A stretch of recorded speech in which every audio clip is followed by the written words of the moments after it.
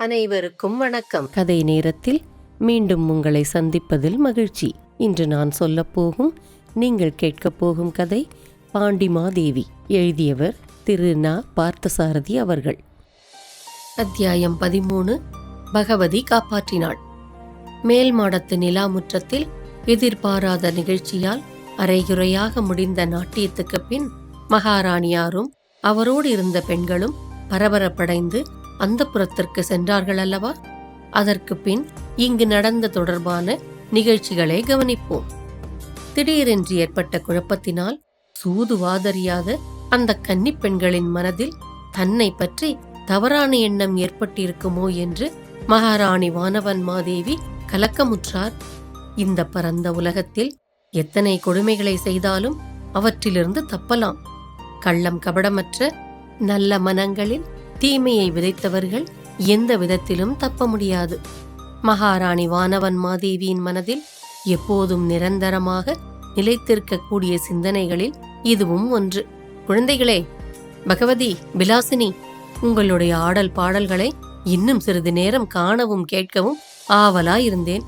என்னுடைய எத்தனை கவலைகள் இருந்த இடம் தெரியாமல் மறைந்து விட்டன தெரியுமா? ஒரு தேசத்தின் மகாராணியாக இருந்து காணுகிற சுகத்தை விட உங்களைப் போல 2 பெண்களின் தாயாக ஒரு சாதாரண குடும்பத்தில் பிறந்திருந்தேனானால் இன்னும் எவ்வளவோ சுகத்தையும் நிம்மதியும் கண்டிருப்பேன் என்று கூறினார் வானவன்மாதேவி. மகாராணியாரின் திருவாயிலிருந்து இத்தகைய வார்த்தைகளை கேட்க நேரிடுவது எங்கள் பெரும் பாக்கியம். தாங்கள் சாதாரண குடும்பத்து தாயாக பிறந்திருந்தால் நாங்களெல்லாம் அஞ்சலி செய்யும் மதிப்புக்குரிய பாண்டிமாதேவியாக தங்களை அடைந்திருக்க முடியுமா என்று உபசாரமாக மறுமொழி கூறினாள் விலாசினி. எங்களுடைய ஆடலும் பாடலும் எங்கே ஓடிவிடப் போகின்றன? மகாராணியாருடைய அன்பு கட்டளை எந்த வினாடியில் கிடைத்தாலும் ஓடி வந்து ஆடவும் பாடவும் காத்திருக்கிறோம். கலைகளை அர்ப்பணம் செய்ய வேண்டிய இடமே இதுதானே என்று வினயமாக கூறினாள் பகவதி. அவர்கள் இருவரும் கூறியவற்றை கேட்டு வானவன்மாதேவியின் வதனத்தில் எத்தனையோ அர்த்தங்களை உள்ளடக்கிக் கொண்டிருக்கிற அற்புதமான புன்னகை ஒன்று மலர்ந்தது. உலக அனுபவங்களின் வாசனையை அதிகம் நுகர்ந்திராத அந்த இளம் பெண்களுக்கு மகாராணியாரின் சிரிப்பு புரியவா போகிறது? குழந்தைகளே, இந்த வயதில் உங்களை போன்றவர்களுக்கு இப்படித்தான் தோன்றும். பதவி, படாடோபம், ராஜபோகம் எல்லாவற்றாலும் கிடைக்கக்கூடிய ஆடம்பரம் இணையற்ற பெரும் பேறு என்று நினைப்பீர்கள். ஆனால் அவற்றுக்கு பின்னால் மறைந்திருக்கக்கூடிய துன்பங்கள், ஆசாபாசங்கள் எல்லாம் உங்களுக்கு புரியாதவை. விலாசினி, உன் தகப்பனார் உனக்கு சிலப்பதிகாரம் கற்பித்திருப்பாரே. தொல்காப்பியத்தை அரங்கேற்றிய மாபெரும் மதங்கோட்டாட்சியரின் வழியில் வந்து இன்று தாமும் அதே பேர் பூண்டு விளங்கும் உன் தந்தை தமிழ் இலக்கிய கடல். அவரிடம் அநேகமாக நீ எல்லா நூல்களையும் கற்றுக்கொண்டிருப்பாய். என்ன, நான் நினைப்பது சரிதானே? ஆமாம் தேவி, என் தந்தை குழந்தை பருவத்திலிருந்து என்னை வற்புறுத்தி ஆவலோடு அவற்றையெல்லாம் எனக்கு கற்பித்திருக்கிறார். சிலப்பதிகாரத்தை பல முறை அவரிடம் பாடம் கேட்டிருக்கிறேன். அந்த முத்தமிழ் காவியம் என் மனதை கவர்ந்ததைப் போல் வேறு எதுவும் கவரவில்லை என்றாள் விலாசினி. அந்த மகா காவியத்தில் ஒரு அருமையான கட்டம் எனக்கு நினைவுக்கு வருகிறது. குழந்தாய், மதுரையில் கண்ணகிக்கு தவறிழைத்த பாண்டியன் உயிர் திறந்த செய்தியை சாத்தனார் என்ற புலவர் சேர நாட்டில் பேராற்றங்கரை படுகையில் செங்குட்டுவன் வந்து தங்கியிருக்கும் போது அவனுக்கு கூறுகிறார். அந்த அவலச் செய்தியை கேட்ட செங்குட்டுவன் இதயத்தில் பெருந்தன்மையான முறையில் அனுதாபம் சுரக்கிறது. அந்த அனுதாபத்தை சேரர் பெருவேந்தனான செங்குட்டுவன் எவ்வளவு நாகரீகமாக வெளியிடுகிறான் தெரியுமா? ஆஹா, என்னைப் போல் சக அரசனாகிய பாண்டியன் ஒரு பெண்ணுக்கு தவறாக நியாயம் வழங்கியதற்கு நாணி தன் உயிரையே விட்டுவிட்டான். அரசாளுகிற பரம்பரையில் பிறப்பது மகத்தான அதிர்ஷ்டம் என்று எத்தனை பேர்கள் கனவு கண்டு கொண்டிருக்கிறார்கள். மழை பெய்யாமற் போனால் அரசன் சரியில்லை, மழை தவறிவிட்டது என்பார்கள். மழை அதிகமாக பெய்து வெள்ளச்சேதம் ஏற்பட்டுவிட்டாலோ அப்போதும் அரசன் சரியில்லை என்பார்கள். நியாயம் தவறி ஓர் உயிரை கொன்றுவிட்டால் பெரும் பழியை அரசன் சுமக்க நேரிடும். ஓர் அரசனுடைய தோளில் இத்தனை துன்பச் சுமைகள் சுமந்திருக்கின்றனவே.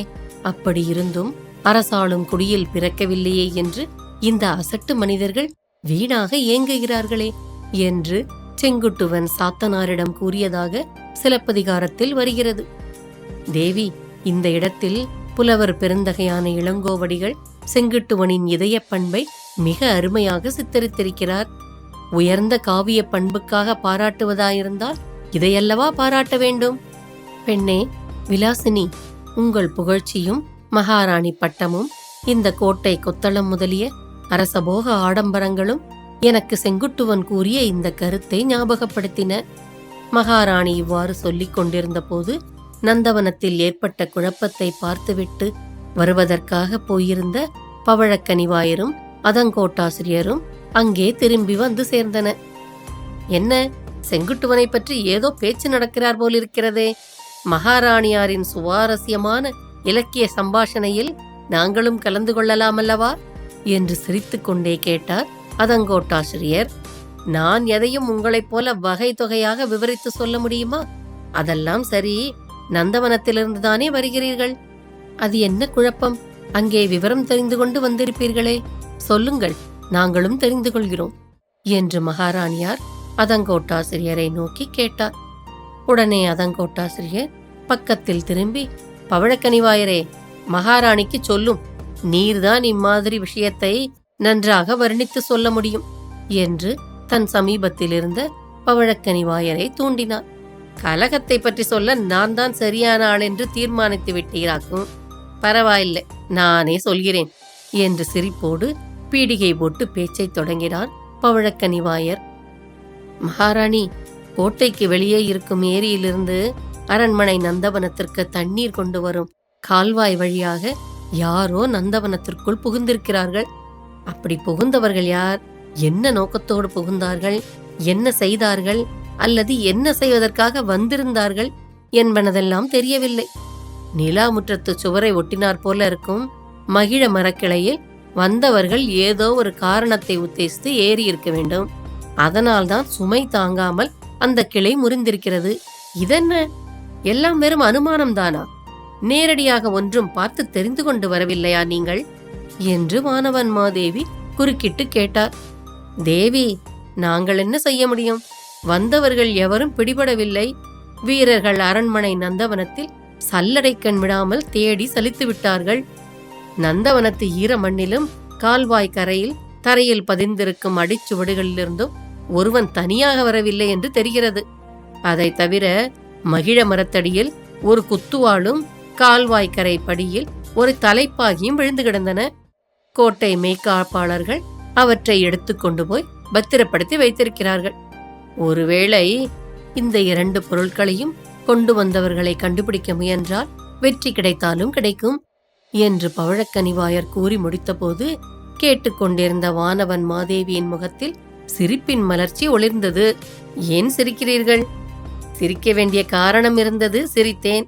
பவழக்கனிவாயரே, உலகியல் அறிவையும் ஞான செல்வத்தின் விளைவையும் வளர்க்கக்கூடிய காந்தளூர் மணியம்பலத்தின் தலைவராகிய உமக்கு கூடவா இதிலெல்லாம் நம்பிக்கை இருக்கிறது?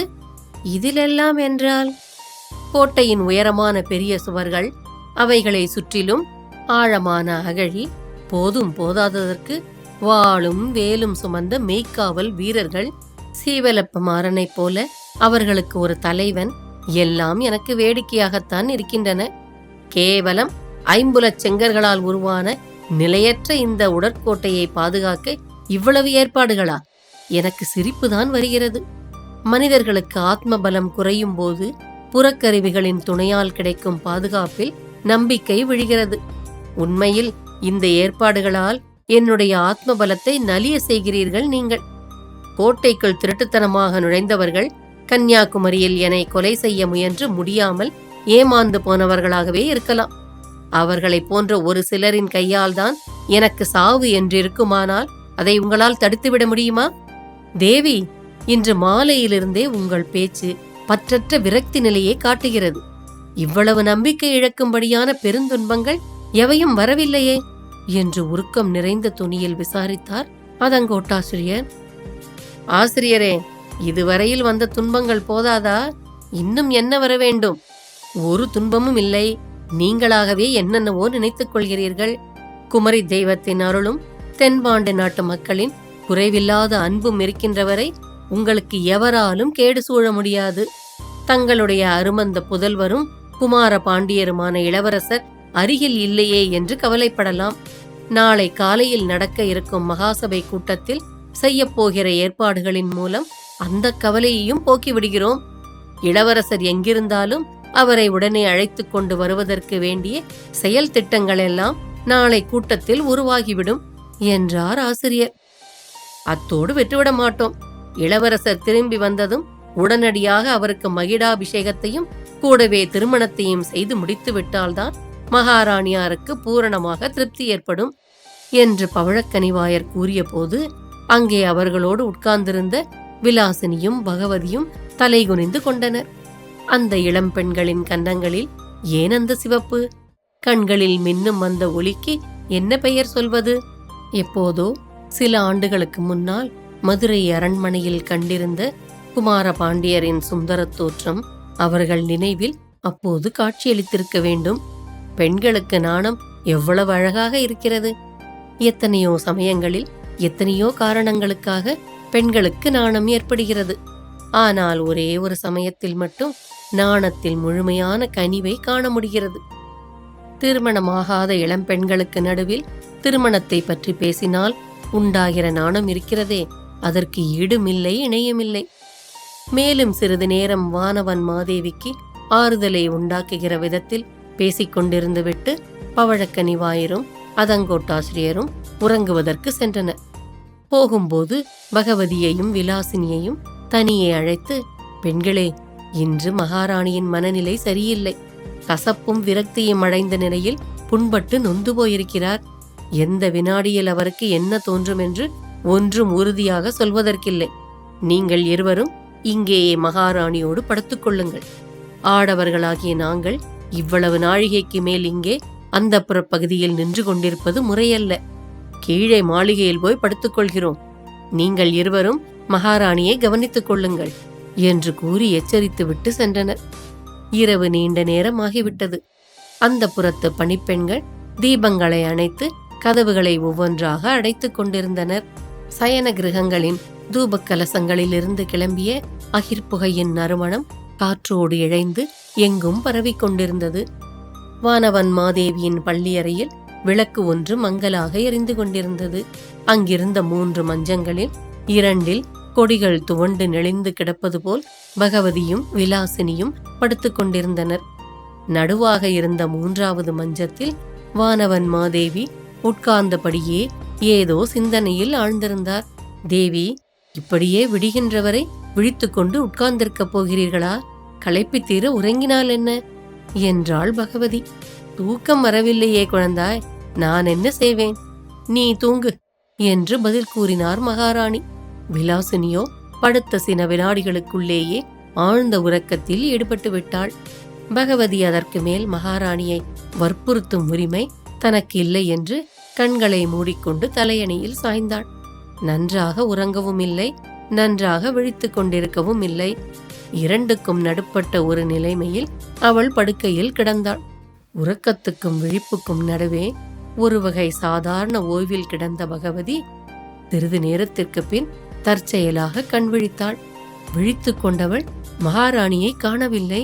மஞ்சத்தின் மேல் விரித்திருந்த விரிப்புகள், திண்டுகள், அணைப்புகள் எல்லாம் அப்படியே இருந்தன.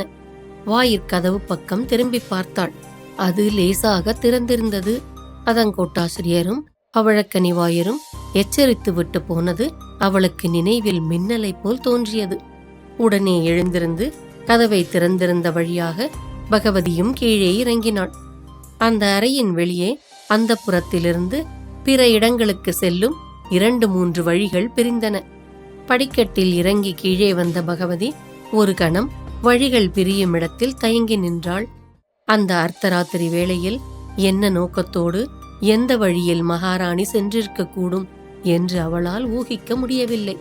திகைத்து நின்று கொண்டிருப்பதை காட்டிலும் மனதிற்கு தோன்றிய ஏதாவது ஒரு வழியில் போய் பார்க்கலாமே, நம்முடைய நல்ல காலமாக மகாராணியாரும் அதே வழியாக சென்றிருக்கலாம் அல்லவா என்று நினைத்தவளாய் நேரே செல்லும் வழியில் நடந்தாள்.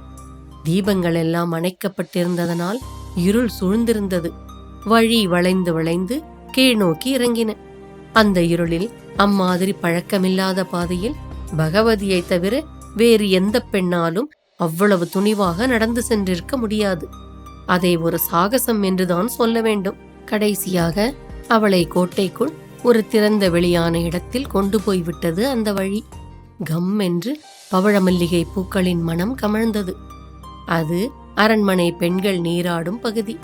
சிறு சிறு குளங்கள், அவற்றில் நிலா ஒளியையும் வானையும் பிரதிபலிக்கும் தெளிவான நீர்க்குளங்களின் நடுவே நீராழி மண்டபங்கள், சுற்றிலும் அடர்ந்த பவழமல்லிகை மரங்கள், நிலா திகழும் வானவெளியின் நட்சத்திரங்கள் எல்லாம் அந்த மரக்கிளையில் வந்து அப்பிக்கொண்டது போல் வெண்ணிற மலர்கள் மலர்ந்திருந்தன. ஈ என்ற ஓசை நிறைந்திருந்தது.